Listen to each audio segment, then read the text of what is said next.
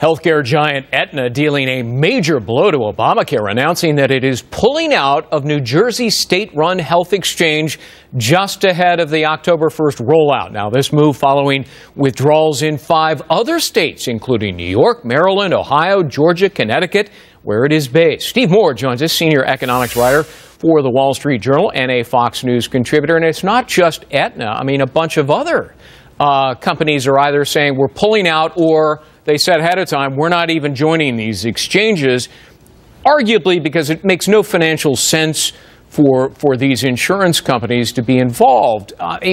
Doesn't that undermine the whole point of Obamacare, and that is increased competition that would lower costs? Well put, Greg. And, you know, you wonder every day whether anything more wrong can go with Obamacare. And now we've seen major insurance companies saying they don't want to necessarily participate in Obamacare exchanges. This comes on the heels of what the unions have said. They're not so excited about their workers being under Obamacare, young people. And so there's kind of this cascade effect of as companies and unions find out more about Obamacare, the less they like it. Now, you raised the key point here, Greg. You know, we wouldn't have probably had Obamacare had it not been for the large insurance companies cutting a separate deal with the Obama administration to move forward the passage of this legislation. Now they're looking at the finances of it in these exchanges, by the way, are just health insurance marketplaces. And companies like Aetna are saying, you know what, this isn't such a good deal for us. We think we may lose more money than we gain. And you're right. If these major insurance companies like Aetna drop out of this market,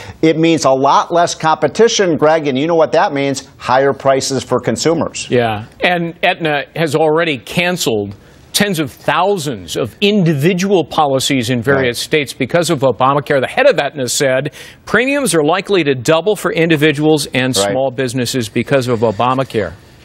That is enormous. I mean, you're talking about already many middle-class families paying anywhere from $12,000 to $20,000 a year for health insurance premiums. I mean, think about that, Greg. If you even see a 50% to 100% increase in those premiums, you're gonna price a lot of families out of the market, which, by the way, of course, is exactly the opposite of what Obamacare was supposed to do. Remember, this was supposed to save money. Now, here is the point, I think, why this is so troubling that companies like Aetna are falling out. By the way, Aetna is, I think, the 4th or 5th largest health insurance company in the United States. So this is a big player in that market. They see what is happening is what we describe as a death spiral. More and more healthy people are not going to join the market, and more sick people are. If that happens, Greg, what happens to the average premiums? They go up and up and up. And as those premiums go up, more and more healthy people drop out, and the whole system collapses. Steve Moore, thank you very much. Good to talk to you about it. Appreciate it. One of these days, maybe something will go right with Obamacare.